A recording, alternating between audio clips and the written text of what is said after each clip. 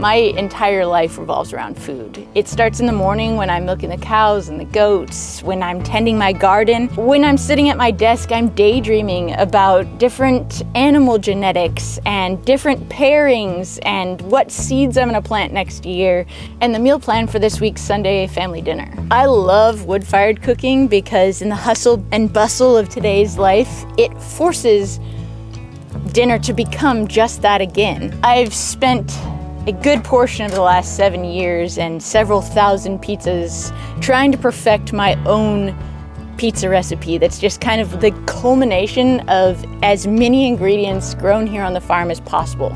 Today we're gonna make that together, and even if you don't have your own cow, your own wood-fired oven, or any of the other ridiculous links we're gonna go to, you can probably replicate it pretty easily at your house as well. Any good pizza starts with good dough, so while we're waiting for the oven to preheat, let's go make some. Cooking purists usually gasp when they see any of my cooking videos online, and the comment section is always fire. Anyone who knows anything about pizza is going to tell you that you have to start with the poolish 18 hours before you make the dough, and that the dough needs to be formed and shaped and weighed, and then it needs to rest and rise and re-rise. But we have company coming in 45 minutes, and I forgot to make the dough, so we're going to make the quick version today. Mom of all trades always told me that if we're going to make cooking possible, we have to make it practical. And if anything, she's a woman who really knows what she's talking about. I did have a little leftover dough that we're gonna call a poolish from earlier, but if you don't have that sitting around, you can start with warm water, honey or sugar, and yeast, and you can speed this process right along. So we've got that little jiggly bit in there, and we're gonna mix this up with flour first. We're not gonna add the water till later because, you know, we wanna get this stuff to combine. And 200 years ago, I'd be using the dough bowl that I carved by hand to mix this up, but today, we don't have time for that. Little pinch of this while it's all still dry in there. Normally, if you're making real dough, you use ice cold water after the yeast mixture has done its thing. But we are in a hurry, so we're gonna use warm water to kickstart the rising process of the dough.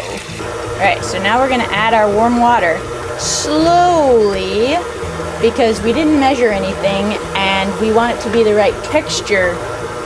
So that's what we're waiting for. Let it all combine. Dough enthusiasts would probably tell you that starting really dry and then adding the water is going to make for tougher dough. But several thousand batches of this later, I can confidently disagree. If you have 10 minutes to spare, a really great trick is to get it to the consistency you want and then leave it to rise for 10 to 20 minutes, depending on how long you forget, and then come back and beat it once more prior to forming your little pizza loaves. That's looking a little wet, but it really doesn't matter because when we come back and beat it a second time, if we need to, we can add flour, but we really want to let that stuff kind of like break down and become what it's going to get.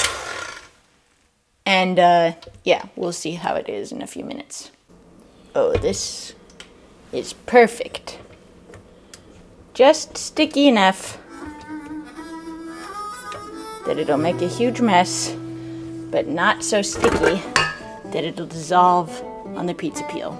Oh, Sir Wigglesworth! Would you like a slice of pizza? Oh my God. Oh my God. Don't fall into the hole in our deck. I've just been looking for a carpenter who could fix that. If anyone knows a carpenter who could screw 4 screws into a board, let me know. All right, as we get ready to cook, we get to use this beautiful oak handmade fire management tool that I made. Scooch everything off the middle of the oven. Get over to the side. Then we want to make sure that there's no ashes littering the bottom of the oven. And pizza ovens aren't just for pizza, my friends. Put those mushies in there to cook a little bit. Perfect. Oh, forgot the cheese. All right, come into my most treasured possession. Everything in here is stuff from the farm. We've got our butter, our chicken situations, mushrooms, pasta from the farmer's market, peppers for my friend's sandwich shop. I barter and trade for literally everything in life. Here's something interesting. Do you know the difference between goat cheese mozzarella and cow mozzarella? If you're not blind, you can see that this is white and this is yellow. That's because of the way that goats process the beta carotene in their milk. So their milk stays white even when agitated, whereas the fat particles, as they're agitated in cow milk, change to this little yellow color. Science is fun. Huzzah! Ideally, we remember to take the cheese out of the freezer long before the company visits, but when we don't, you can very easily defrost it in the microwave. We'll check on our mushies while we wait. That better not have been a raindrop. That'll be a real wet spot in our party. All right, those mushies can just chill right there. Give them a little drink. By the way, spray bottle, olive oil, pro tip right there. Cheesy. Oh, this really is raining on our parade. We're a little wet out here. Come here, Big D, you want to come in from the rain, bud? Just breathe quietly because this is a video. Oh, okay, well, good talk. Due to the rain, we're going to move our pizza preparation station, TM, into the hut so that we can finish our party there, because this is not what was promised by the weatherman. This is Adam of No Trade's tiki hut, and while we wait for the rain to pass, I figured I'd tell you about his little pandemic project that made it possible for us to have Sunday family pizza nights all through the pandemic. Basically, this is an open air space. We would invite anyone and everyone we knew to come and have a socially distanced dinner party, and you know, it's a pretty cozy spot. It's a Disney themed experience that I believe has 32 Amazon Echoes or Dots or whatever those things are. 6? Okay, well, it seems like a lot, but anyway, this is why the internet in the house doesn't work, so at least it has a nice view of my cows. There are a whole lot of Easter eggs in here, namely Wilson from Castaway, the sign from the SS Minnow in Gilligan's Island, the mosquito that they cloned the dinosaurs from in Jurassic Park, my beloved antique fan that he apparently stole from my office, and we'll do a full tour some other time. Pizza making is a lot like pancake making. The first pizza is never as good as like the third or fourth pizza. But we've got our handy dandy cornmeal flour mix here. Also, I'm sure many pizza aficionados will be very upset that I didn't pre-weigh or portion or anything my dough balls that I'm using here. But again, this was a quick prep pizza party because our guests, who are actually inside at the moment, escaping the rain, we're arriving imminently prior to the dough actually being made. So here we are. We'll use Grandma Peggy's rolling pin here. Get that to the basic shape and then stretch it. We'll add some home canned tomato sauce. It really pleases me. Every batch of pizza I make, I think about like more steps of the process that have actually taken place right here on our farm.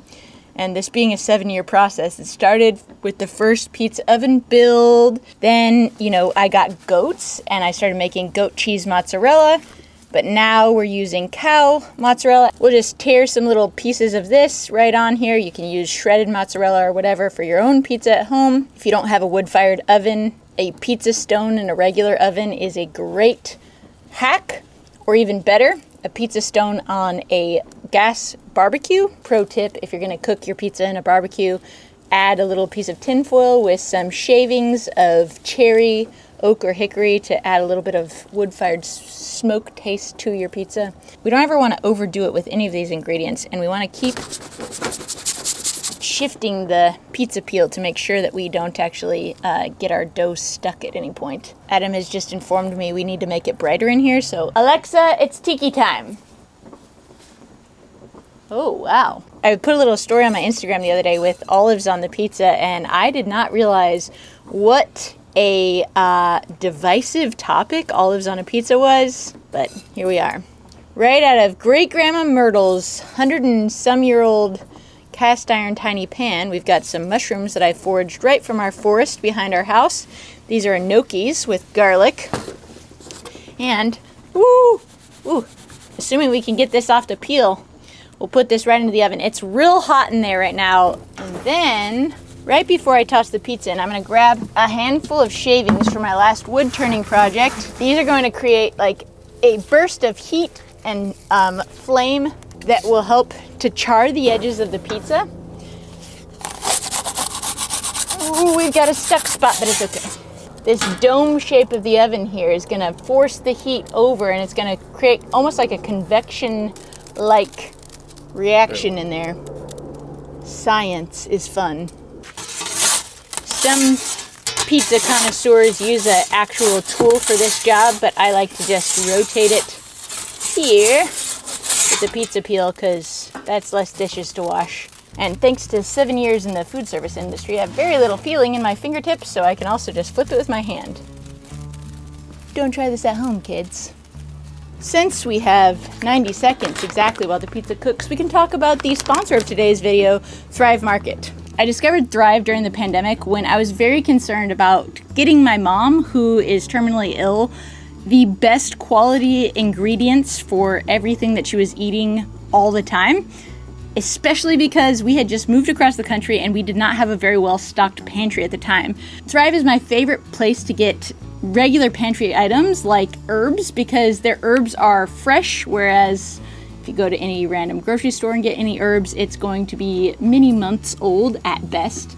And though our goal is to have 100% of our pizza ingredients grown here on the farm by year 2027, it is so amazing to have a source where I can shop for high quality ingredients that are delivered right to my door. And then 6 months a year when my mom is back in Montana at her house, I am able to send her groceries and guarantee that that quality remains. Some of our favorite pantry items that are pizza specific that we use every pizza we make is this olive oil that you see me spritzing through the spray bottle earlier in the video, and balsamic vinegar, because you've never actually tasted wood-fired pizza until you've had it with a little balsamic vinegar on top.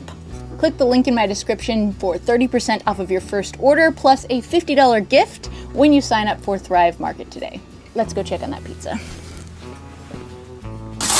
Woo, buddy. Perfection. That's what we want.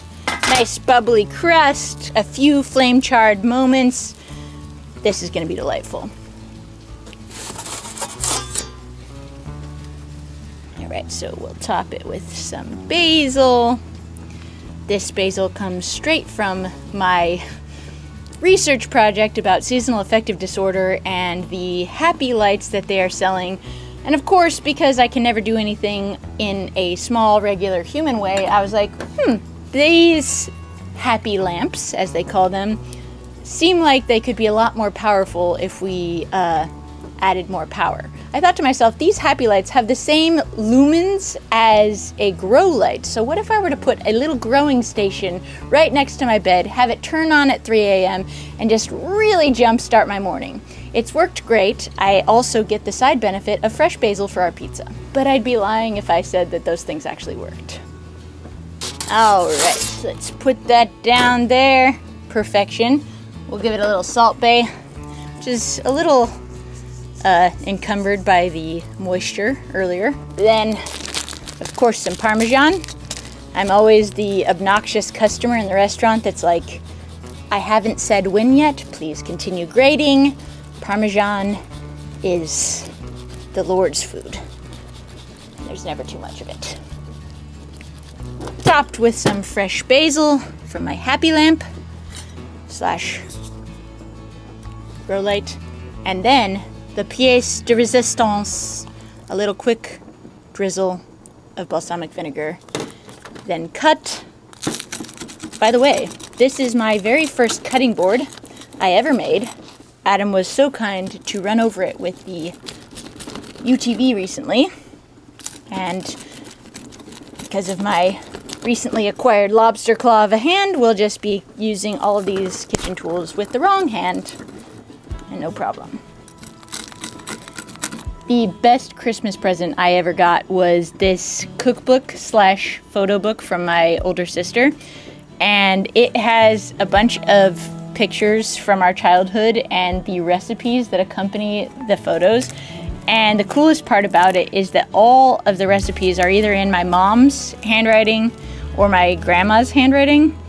Like, they're actual photos of the recipe cards that we used. And according to my mom, I learned how to use a kitchen knife before I learned how to walk. And that sounds about right, because back in those days, my mom and my oldest sister ran a catering company, so we would spend Saturday and Sunday mornings in the kitchen commissary making literally thousands and thousands of pounds of dough to then be made into rolls and cinnamon rolls and pastries and things that were served in our community commissary. And running that huge ancient Hobart mixer is like my first genuine core memory. And so, yeah, each one of us kids has a special birthday cake that we have. This is Grandma Peggy of the rolling pin fame.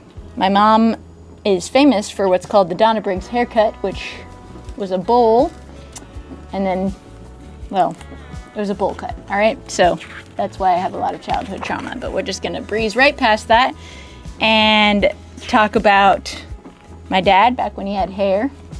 A little side-by-side adult Anne and baby Anne for my two favorite kinds of Christmas cookies, which happen to be on the same page. This is Grandma Peggy's kitchen. A lot of memories in there. I'm allergic to almonds. I'm not sure why my sister put this recipe in there. This special moment was captured, and my sister texted me and was like, "Who's the little boy having tea time with our niece slash little sister, London?" And I was like, "That little boy is me. Thank you very much for the reminder of the aforementioned trauma." Good food, good childhood. It's kind of no wonder that so many of us are just absolutely obsessed with food now. In case you haven't been following my channel for a while, Pickles Are Life started as a toddler and continues to today. Speaking of childhood, my childhood babysitter that I have not seen for 25 years actually happens to be visiting my parents right now, and these are the aforementioned guests that we are now going to invite to come out into the rain, into the hut, to enjoy some pizza. Hello! We're talking about childhood stories in the room. Have you spoken with mine? And I was like, maybe, I don't know. That's good. Oh, look, you brought cookies? Oh, my Lanta, well, come right in. Come in, come in, come in. Come make yourselves at home. Yeah. Someone will have to sit in the captain's chair. Please. Hey, you're wet. You're so wet. Yeah, sorry, we had to bring our pizza party inside because here we are in the rain. Thank you. Let's see if we can make this transfer successfully. It is like Right. vegetarian than a meat, but There's I not do very like much meat. meat on it anyway. Thank you, You can pick some off. This also has mushrooms that I foraged in the forest, and don't worry, I already tested it to see if they were poisonous. Thank you. Papa. Here. Pizza. And then there's more, and I will be right back with next serving of it. Please help yourselves. Annie, oh my goodness. That is the kind of sounds we like from our pizzas. Oh, so good. And we'll make another one while we're sitting and talking. My favorite thing about wood-fired cooking is that it forces dinner to be slow and intentional. We can't just crank pizzas out. It's a one by one. Everyone's involved in which toppings do you want for this pizza. You know, we're all gonna make it together. Everyone gets their hands in the dough, and it's a collaborative process instead of just one person cooking alone in the kitchen and then serving it to a bunch of people watching TV, and then dinner's done and nothing important has happened. Some of the best conversations and the best relationship things and the best development things, even for kids, happen around the dinner table as you're having meaningful discussion about life, your day. Dinner is supposed to be something that is enjoyed by everyone slowly over time. And I mean, I think that's a really European thing that my family definitely took to.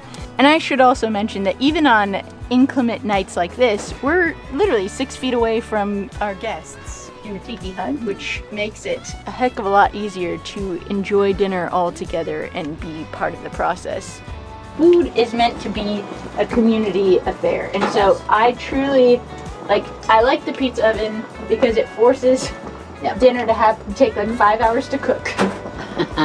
And then everyone hangs out while they're cooking, and like usually we have everyone like make their own pizza and like all this stuff, and then it's like, you know, forced community time. Perfect. I love it.